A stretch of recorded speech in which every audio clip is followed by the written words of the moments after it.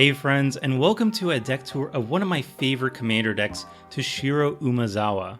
Like most decks in my collection, I ended up building Toshiro Umezawa while I was writing the budget commander primer for the deck. During my extensive research and playtesting for the primer, I ended up falling in love with this deck so much that I knew that I had to build a paper version to add to my own collection. So my paper version of the deck started off as the $50 sample budget deck list found in the primer, with some more expensive upgrades from my personal collection. And I've been slowly upgrading the deck ever since by trading in for store credit and using that credit to buy some more expensive upgrades, or when new sets release and there's some new cards that go well in the deck. So the main reason why I fell in love with Toshiro Umezawa is because of how unique this commander is. This is the only mono black commander out there that encourages you to build a Spellslinger deck, a deck full of instant spells, something that mono black traditionally does not support. But this commander alone makes mono black Spellslinger work, and it's all due to that powerful triggered ability. It says whenever a creature an opponent controls dies, you may cast target instant card from your graveyard. If that card will be put into a graveyard this turn, exile it instead. So basically, Toshiro lets you double dip on all your instant spells, getting double the value out of all of them. You get to cast them once regularly from your hand, and then Toshiro later lets you cast it from your graveyard one more time. All you have to do to get this double value out of all your instant spells is to kill your opponent's creatures, which is something that mono black excels at. So the idea here is to fill your deck with powerful instant spells and use Toshiro's ability to double the value out of all of them. This is an insane card advantage engine and is going to drown your opponents in value. The end result is a super unique, super powerful deck that runs a lot of unique card choices that you won't see outside of Toshiro Umezawa. And to me, that's one of the most exciting things about Commander, finding a commander that lets you run all these obscure cards that you won't see anywhere else, but suddenly become very powerful in the right deck. Toshiro also has a lot of old school credibility as well. He was printed in Kamigawa block, which came out in 2004, and despite 16 years of power creep in Magic the Gathering's history, Toshiro Umezawa not only is a viable option for a mono black commander, but he's still a very powerful one, which is just something you gotta respect. And the final reason why I love Toshiro Umezawa is the lore aspect to him. I read the Kamigawa block novels as a kid, and Toshiro Umezawa is just a really cool character in it. And also, I just love the artwork on this card, and it looks fantastic in foil. Just look at that. Oh my goodness, is it a beautiful card? So all those reasons together combined makes Toshiro Umezawa just a fantastic commander for me that I just love to play. So this deck is a mono black Spellslinger control deck. The idea is to jam a ton of powerful instant spells, kill our opponent's creatures as mana efficiently as possible, and then use Toshiro Umezawa's powerful trigger to get double the value out of all our instant spells and drown our opponents in card advantage. So I'm going to go over the deck section by section, and we're going to start with the most interesting part of the deck, the instant spells. So to trigger Toshiro Umezawa's powerful ability, we're going to need to kill our opponent's creatures. And the best cards to do this are going to be instant spells that kill our opponent's creatures as mana efficiently as possible, because we're still going to need our mana to then cast spells with Toshiro's trigger. So the name of the game here are instant removal spells that get the maximum amount of Toshiro triggers for the least amount of mana. And the best one in the entire deck is Liliana's Triumph. This is a 2-mana instant that has each opponent sacrifice a creature. So in a 4-player deck with 3 opponents, we're killing up to 3 creatures for just 2 mana, which means 3 Toshiro Umezawa triggers for just 2 mana, which is a fantastic rate. And we got some other sacrifice options as well. Soul Shatter is a 3-mana instant that has each opponent sacrifice a creature or planeswalker with the highest converted mana cost among creatures or planeswalkers they control. So again, 3 mana to kill up to 3 creatures is a great rate, 3 Toshiro triggers, it's fantastic. And another one, Vona's Hunger. This is a 3-mana instant with Ascend. Each opponent sacrifices a creature. If you have the City's Blessing, instead each opponent sacrifices half the creatures he or she controls, rounded up. So we're killing 3 or more creatures sometimes with Vona's Hunger for just 3 mana. Very fantastic rate. And here's one of my favorite cards in the entire deck, Force of Despair. This is a 3-mana instant, and it has an alternate casting cost. If it's not your turn, you may exile a black card from your hand rather than pay the spell's mana cost. So we can just exile a card from our hand and cast this for free. And what the card does is it destroys all creatures that enter the battlefield this turn. So if an opponent casts one creature and it enters the battlefield, we can then cast Force of Despair for either 3 mana or just exile a black card and cast it for no mana at all to kill that creature. But it can also just completely undo an opponent's huge turn. Like if they cast a whole bunch of creatures onto the battlefield all at once, maybe they cast like Rise from the Dark Realms and just mass reanimate a bunch of creatures. Force of Despair can completely undo that, and we can cast it for free to trigger Toshiro Umezawa multiple times in a single turn. It is just a fantastic setup card and just game changer.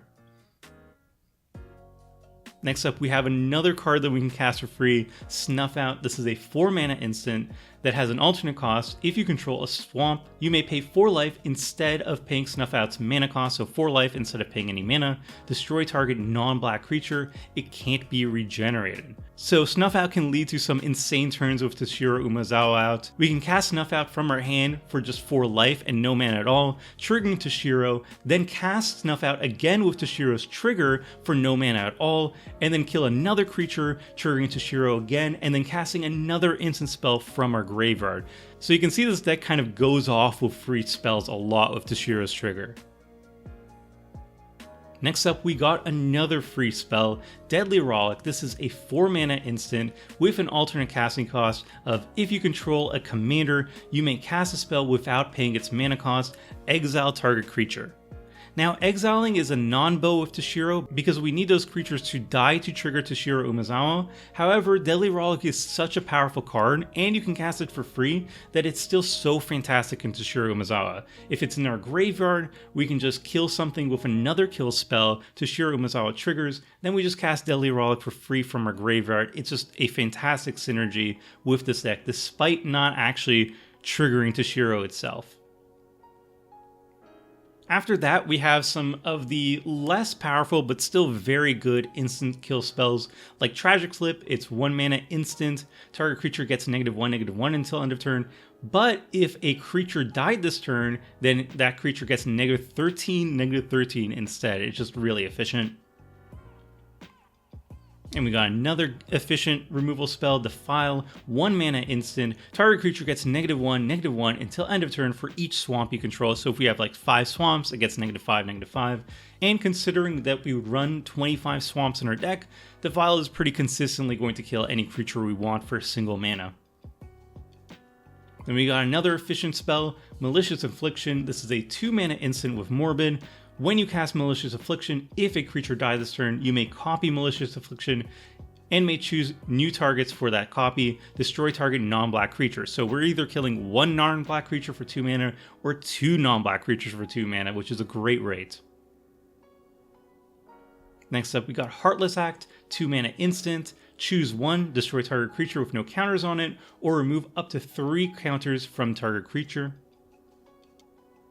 Victim of Night, 2 mana instant, destroy target non-vampire, non-werewolf, non-zombie creature, so most creatures.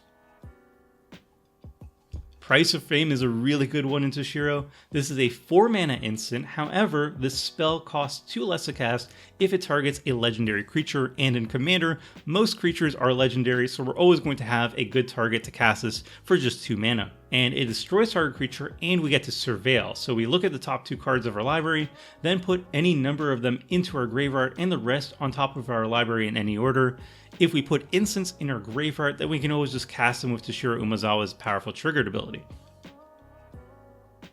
Next, we have our first MDFC, and the way I handle MDFCs in my decks is I have a proxy card in my deck itself, and I have the real card in my sideboard, and whenever I cast or play Hagra Mauling, for example, I just go into my sideboard and bust out the card itself. So Hagra Mauling is a dual face card, 4 mana instant. It costs 1 less to cast if an opponent controls no basic lands, and it destroys target creature. And if we don't want to kill a creature with this instant side, then we can just play it as a land instead with Hagra Blood Pit. Very simple, very flexible, love it. Now, not all the instant spells in our deck are actually kill spells. Some of them have other types of utility to them as well. And one of the most powerful instant spells in our entire deck has to be Dark Ritual. It's a mono black staple. It's a 1 mana instant, and you add 3 to your mana pool, so this is just a ramped spell. And with Toshiro Umezawa, we can cast it, go up 2 mana, kill something, recast it with Toshiro Umezawa, go up an additional 2 mana, use that mana to keep going off and chaining together some insane combos. So Dark Ritual is a ton of fun in this deck. And same thing with Cabal Ritual. This is a 2 mana instant. It only nets you 1 mana if you don't have Threshold, but if you do have Threshold, if you have 7 or more cards in your graveyard, it generates 5 mana, so it goes up 3 mana instead. So this card is super powerful in this deck. And then we have one of the most powerful commander cards in the entire format, Vampiric Tutor. It's a 1 mana instant, which makes it even better in Toshiro Umezawa. Search your library for a card, shuffle your library, and put that card on top of it. You lose 2 life. So not only is this one of the best cards in any black deck, but it gets even better in Toshiro Umezawa because it is an instant, so we can cast it one more time with Toshiro Umezawa's ability. Incredible card. Next, we have some of the weird stuff. These are cards that you likely won't see in other decks, but are all-stars over here. These are cantrips that end up being card draw into Toshiro Umezawa. So we got first Ephotic Wisps, which is a 1 mana instant. Target creature becomes black and gains fear until end of turn. Largely irrelevant. What we're playing it for is that other ability, draw a card. So it's a 1 mana, draw a card, and then we use Toshiro to cast it again for another 1 mana to draw another 1 card. So essentially this reads, pay 2, draw 2 cards, which is a fantastic rate with our deck. Same thing with Cling to Dust. It's 1 mana instant. Exile target card from a graveyard. If it was a creature card, you gain 3 life. Otherwise, you may draw a card. So we're almost always exiling a non-creature card unless we need to snipe something that we don't want reanimated. We're going to be drawing a card off it, and we get to draw a card off it again with Toshiro Umezawa. It even has Escape. You pay 4 mana, exile 5 other cards from your graveyard to cast it from your graveyard, which is a nice utility. We don't really use it that often, but it is nice to have. And Graveyard Hate is always important, so this is a nice utility removal spell in our deck. Same thing with Cremate, 1 mana instant, exile target card from a graveyard, draw a card. Another great card in this deck, Succumb to Temptation, or as Saffron Olive would like to call it, Scumble to Temptation. This is a 3 mana instant, you draw 2 cards and you lose 2 life. Dark Bargain, 4 mana instant. Look at the top 3 cards of your library, put 2 of them into your hand and the other into your graveyard. Dark Bargain deals 2 damage to you. And the nice thing here is the card that we put in our graveyard is going to usually be an instant, and then we just cast it with Toshiro Umezawa later on. And this is one of the most expensive instants in our deck, but it's a flexible one and a fantastic one. This is Wretched Confluence, a 5 mana instant. Choose 3, you may choose the same mode more than once. Target player draws a card and loses 1 life. Target creature gets -2/-2 until end of turn, and return target creature card from your graveyard to your hand. I'm often either drawing cards or killing creatures with this ability. Either way, it's always fantastic. And here's one of my favorite cards in the entire deck, Necrologia. This is a 5 mana instant that you can only play during your end step. And as an additional cost to cast Necrologia, pay any amount of life.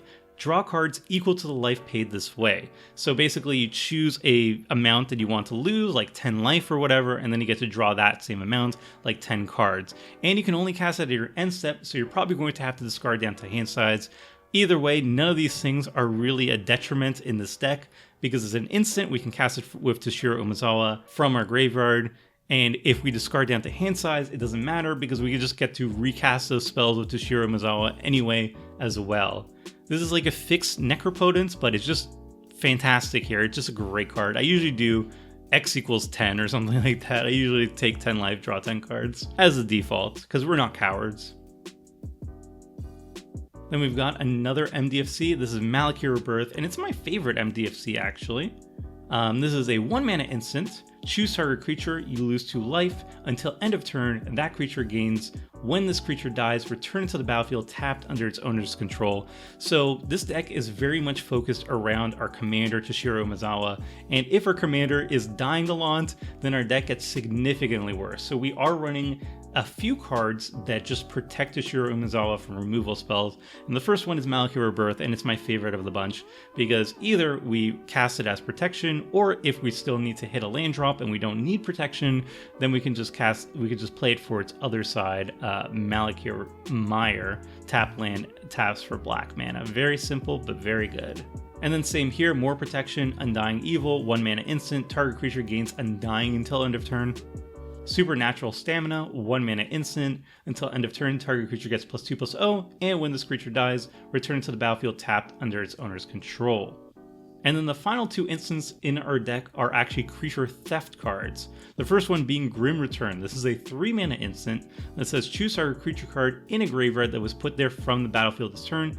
Put that card onto the battlefield under your control. So either we kill something ourselves and then yoink it with Grim Return, or just whenever something dies randomly, if it's a good creature that we really like, we can just yoink it with Grim Return. It's a fine card. It's really solid.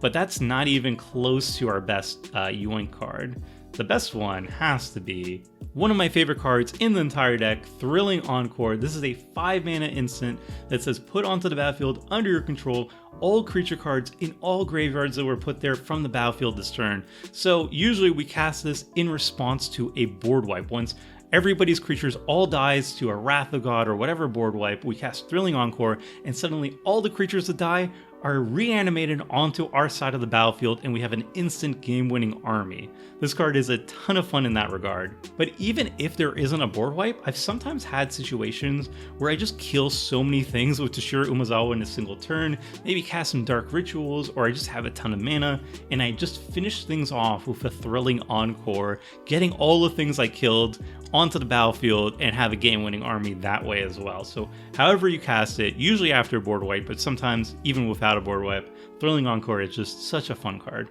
Not very webcam friendly though. Alright, so that covers all the instant cards in our deck, and now we're going to go over the other cards in our deck, which are mostly support cards. And we're going to kick things off with the ramp cards in our deck.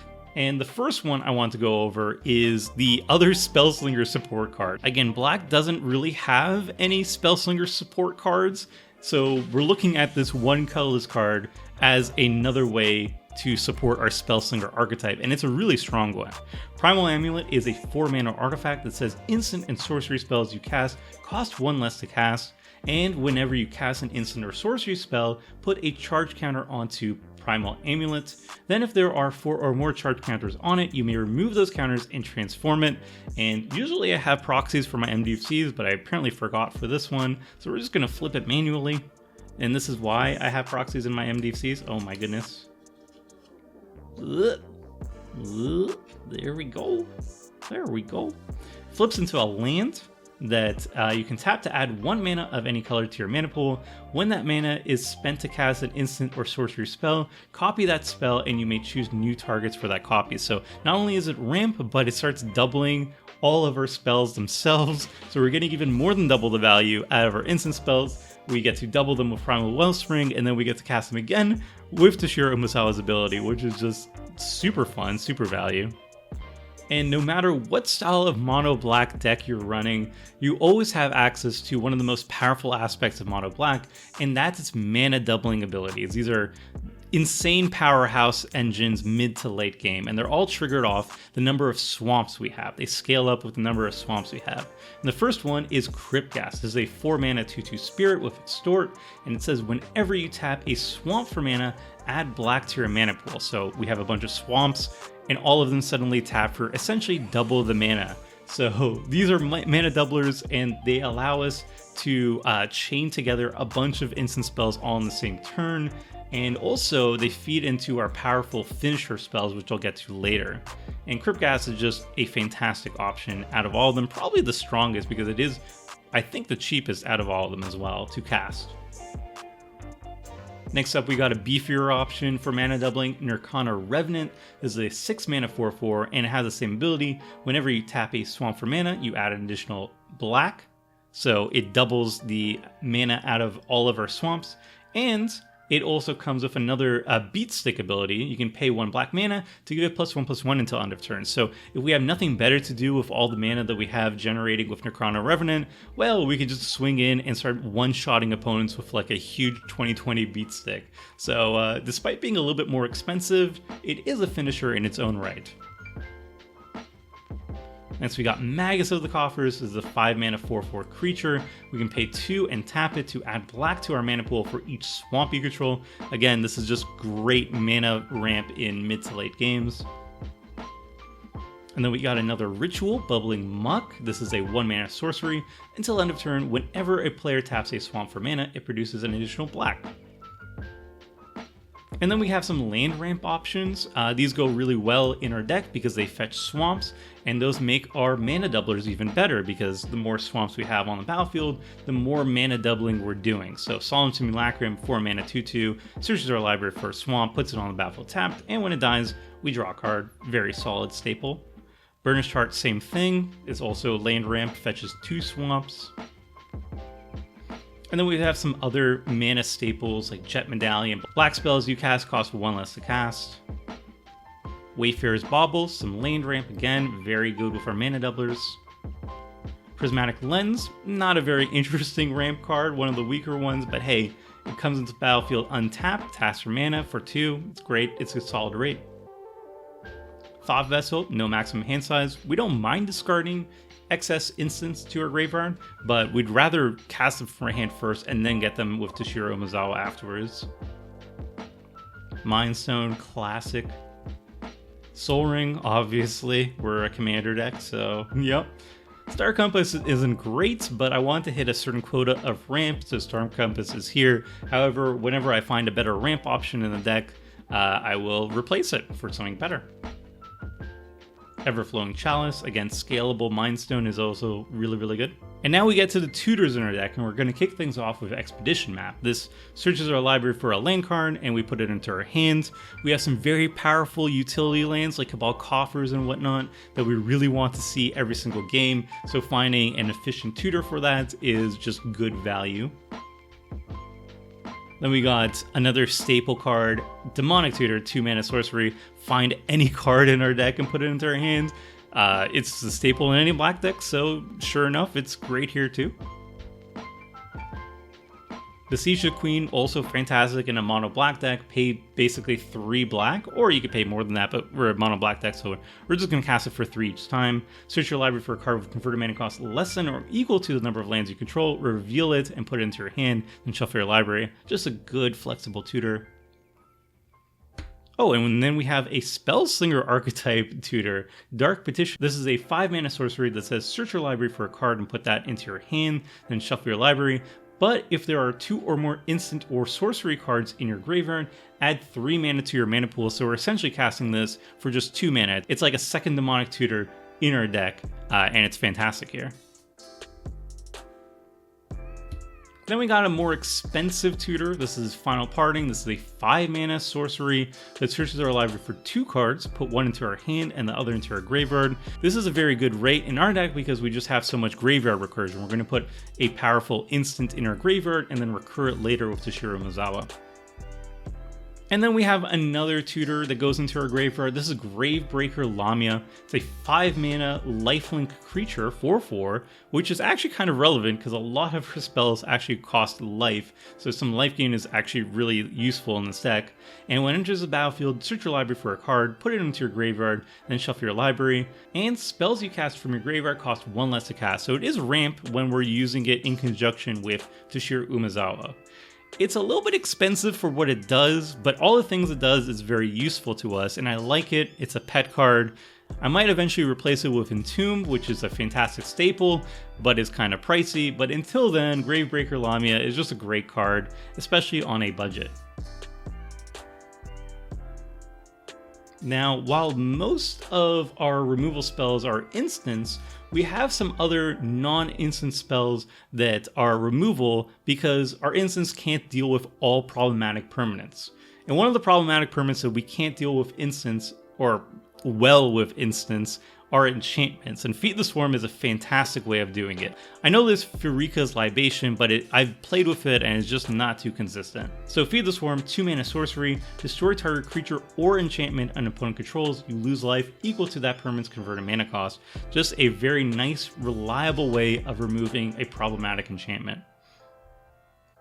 Now, Toshiro Umezawa is fantastic at picking off creatures, multiple creatures even, but if you're up against a token deck that just has a huge token army, Toshiro Umezawa's instant spells of target removal or mass sacrifice are just not going to cut it, and sometimes you just need a way to wipe the board of all creatures. And Mutilate is a fantastic way of doing that. 4 mana sorcery, all creatures get -1/-1 until end of turn for each swamp you control, and since we have 25 swamps in our deck, odds are we're going to be having enough swamps to kill everything. And then finally, if we're up against a artifact deck or enchantress deck that just has a bunch of artifacts or enchantments that we don't have a lot of tools to deal with, we tutor up Oblivion Stone. This is a 3 mana artifact that you can either pay 4 mana and tap it to put a fate counter on target permanent, or 5 mana and tap it and sacrifice it to destroy each non-land permanent without a fate counter on it, then remove all fate counters from all permanents. We almost never put fate counters with this ability because that kind of telegraphs the board wipe, and sometimes Oblivion Stone gets removed before we get to activate it. Usually I treat this as an 8 mana wipe the board. We have 8 mana, so we pay 3 mana to cast it and then immediately pay 5 mana and sacrifice it to wipe the board. And this is the best way that I found, on a budget at least, to deal with mass artifacts or mass enchantments. And then we move on to my favorite part of any deck, and that's additional card draw. We're going to start things off with Dread Presence. Dread Presence is a 4 mana 3/3 creature nightmare, and whenever a swamp enters the battlefield under your control, you choose one. You either draw a card and lose 1 life, or it deals 2 damage to any target and you gain 2 life. So sometimes I'm picking off utility creatures with its ability, or just gaining some life if I'm low on life total, but other times, and most often, I'm just going to be drawing a card and losing a life repeatedly with each swamp that we play. Next up, Read the Bones, 3 mana, sorcery, scry 2, draw 2, just a good rate. Sign in Blood, an even better rate, pay 2, draw 2. Same thing here, Night's Whisper, pay 2, draw 2. And this is a slightly more expensive one, but still a great rate, Promise of Power. Pay 5, draw 5 and lose 5, or we put an XX Demon token onto the battlefield with flying, where X is the number of cards in your hand as the token enters the battlefield, or you can entwine it. This card is a little bit slow because it costs so much mana, but I mean, drawing 5 cards for 5 mana and losing 5 life is a solid rate, and I really like drawing cards, so I haven't gotten the heart to cut this card yet. Next, we have a card that is just really good value, or in terms of net cards, this is an insane value. Siphon Mind, 4 mana sorcery, each other player discards a card, you draw a card for each card discarded this way. So if we have 3 opponents, each one is discarding a card, and we're going up 3 cards. That's a net loss of 3 for our opponents, a net gain of 3 for us, which is an insane rate for 4 mana. And then the final card that I'm probably going to cut eventually, Ancient Craving. This is the 4 mana draw 3, so the rate is definitely weaker here, and I cut the other version, Ambition's Cost, but this one remains for now. Eventually I will cut it for some superior card draw or tutor or something when the time comes, but I'm not really in a rush. Alright, finally we're going to talk about the win conditions of the deck, and we're going to start things off with Sepulchral Primordial. This is a 7 mana 5/4 avatar creature with Intimidate, and when it enters the battlefield, for each opponent, you may put up to 1 target creature card from that player's graveyard onto the battlefield under your control. So it's a mass reanimation spell that also comes with a 5/4 body that we can reanimate other ways as well. And mid to late game, odds are each opponent is going to have something juicy in their graveyard that we can yoink with the Primordial, and either this is enough to kill our opponents or is enough to pressure our opponents and give us some breathing room. Either way, it's a solid card. Not an insane finisher by any means, but very much a solid playmaker. So as you saw earlier, we have a bunch of ways to generate a ton of mana in our deck. A ton of these mana doublers. When we tap a swamp, they generate double the value. So we have a ton of mana mid to late game, and Exsanguinate is the classic way of dumping all that mana into this giant X spell and just winning the game outright. So Exsanguinate is an X black sorcery. Each opponent loses X life. You gain life equal to life lost this way.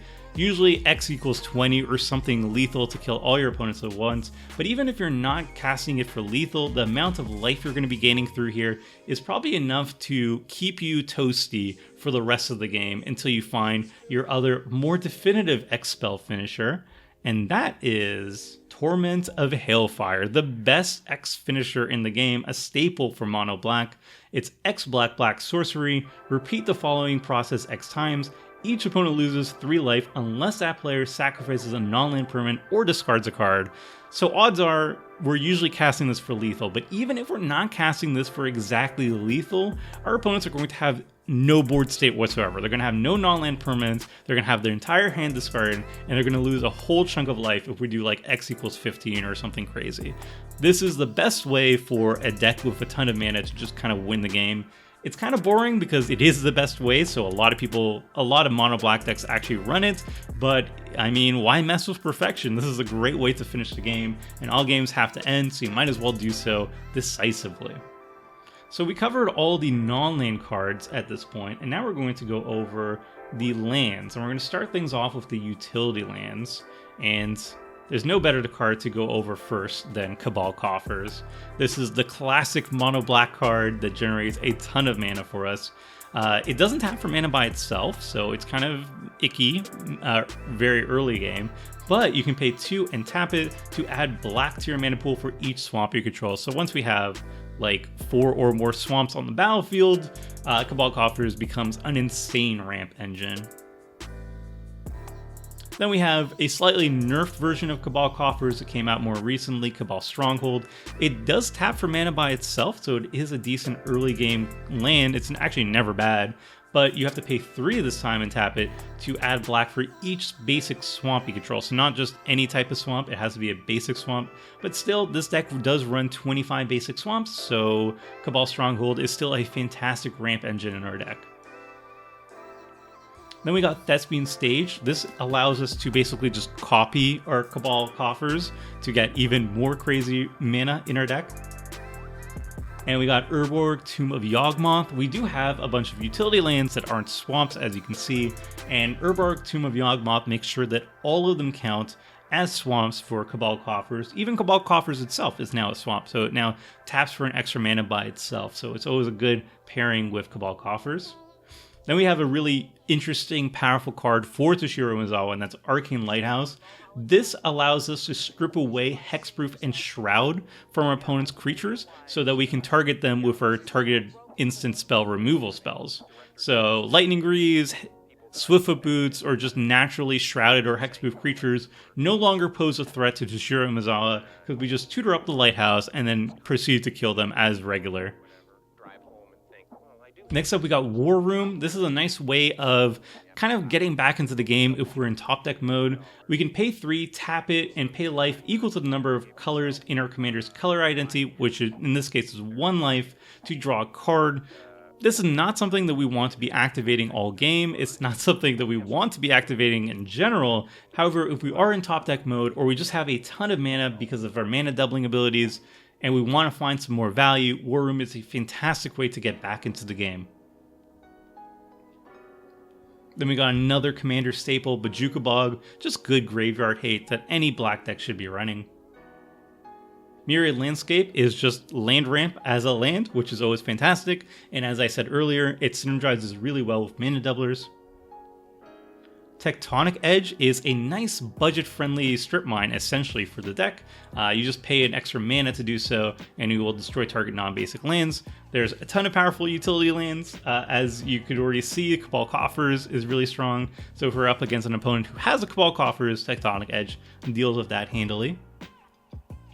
And then we got some mana cyclers. We do have a decent amount of lands, like a higher than average amount of lands in our deck, including if you're including the MDFCs. So a bunch of land cyclers are a good way to ensure that we're never missing a land drop. But if we do get land flooded, we have ways to cycle the excess away. So we have Barren Moor, Desert of the Glorified, and Polluted Mire. So that wraps up all the utility lands in our deck. And then the final ones that we have are just basic swamps.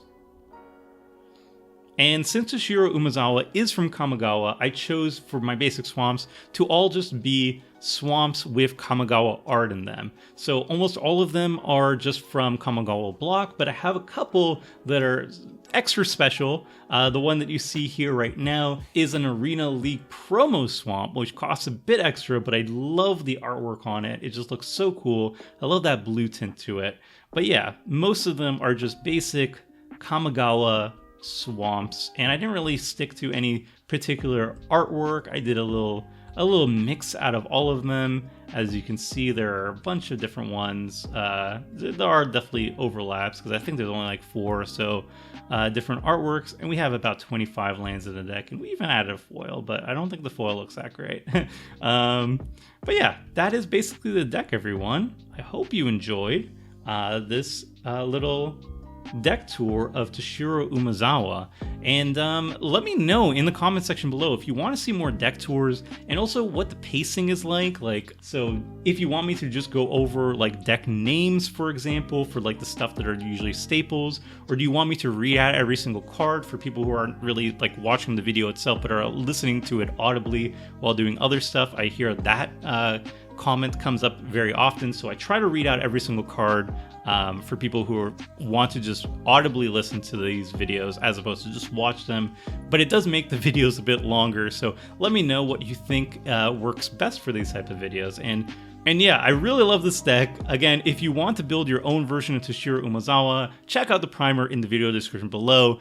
Be sure to like, subscribe, all that jazz. It really helps grow the channel and lets me continue doing more of these. And until next time, friends, see ya!